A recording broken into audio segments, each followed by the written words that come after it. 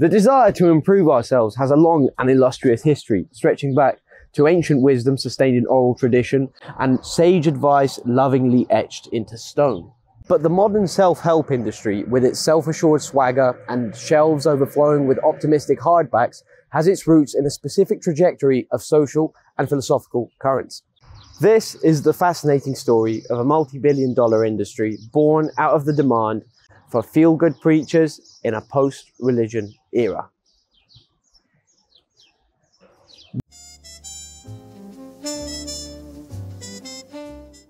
Wiser than thou influencers whose dubious appeals coral the disenfranchised down rabbit holes of polarization have become the face of this new self-help genre. Your well-intentioned attempt of self-improvement now comes with the same risks of navigating influencer culture, joined by a state of vulnerability and a host of bad actors.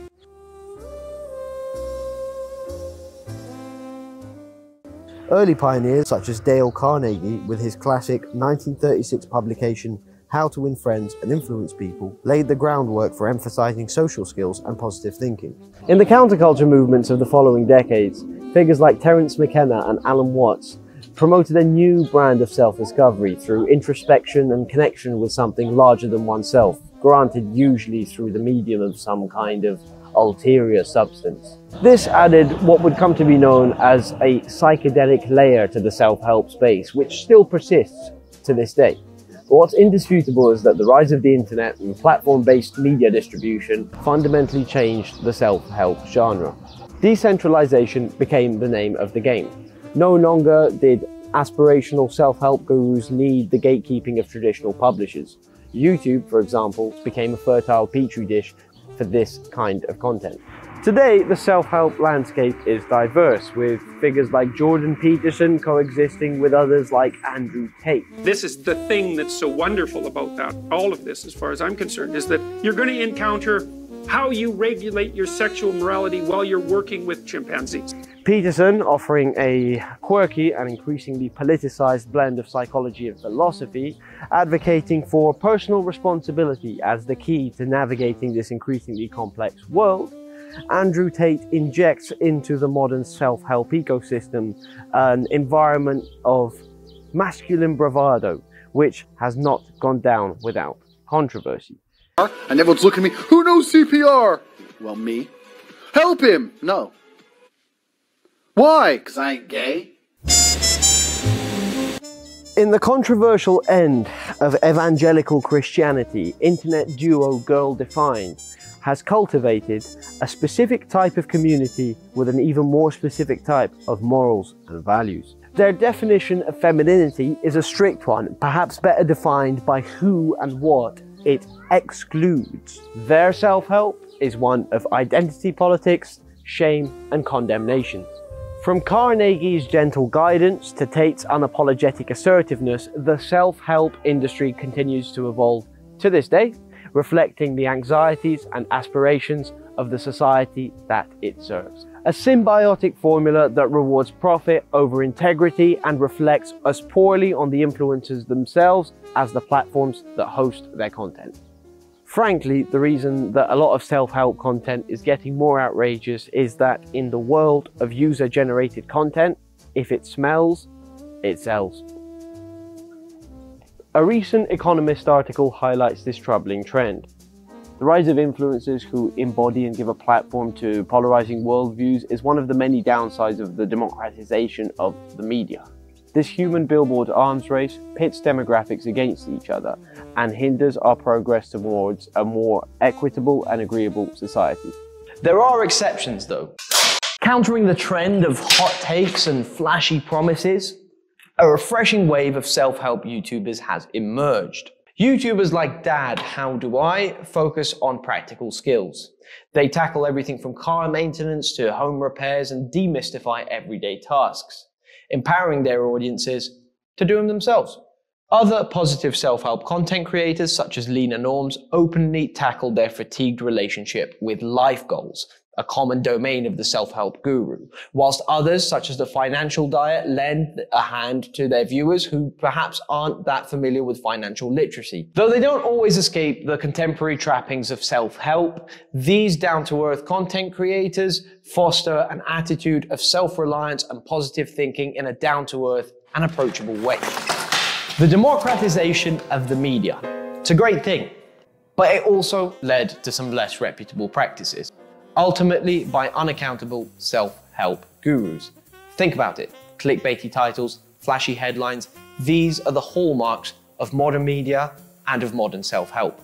Certain self-help gurus also go as far as to exploit the anxieties of their audiences, namely offering instant fix snake oil and a variety of online courses. They understand that their audiences are driven towards a sense of happiness and fulfillment, but instead they wave a carrot on a stick in front of them, the same way that product marketers have mastered. The difference is that they offer you a scapegoat for your draw in life. They direct your negativity towards the outside world instead of yourself. Sometimes they direct your negativity towards the outside world in a very deceitful manner. They will blame it on women, Judeo-Christian value systems or their decline, and of course, the media. They find you in a state so detached and disillusioned that you're fundamentally prepared to break apart from your old self.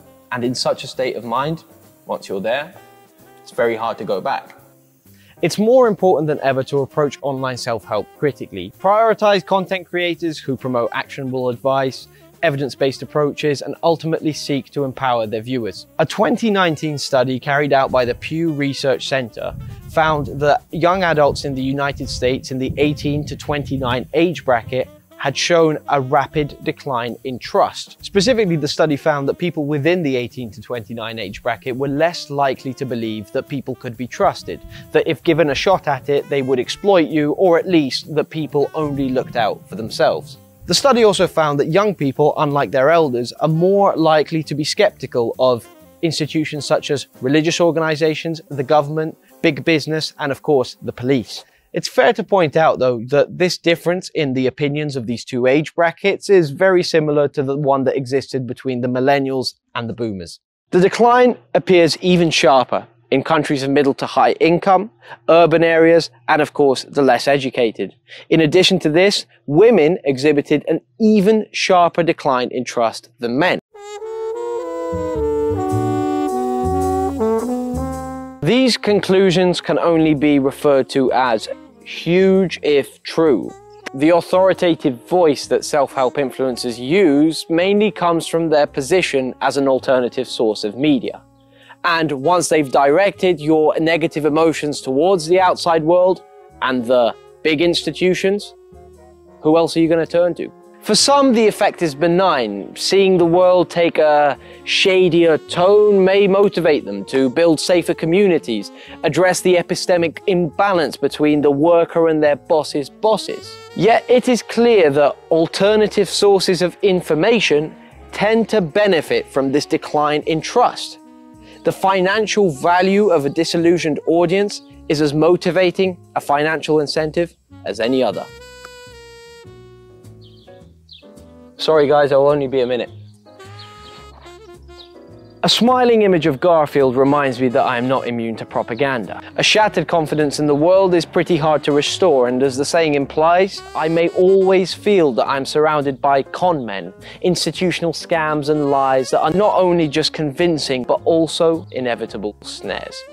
But I believe that Garfield's wise words are a reminder to be critical, and not dismissive and distrusting of the outside world. The critical thinking, as we understand it, is not a shield against the outside world, but much rather an active skill to be practiced.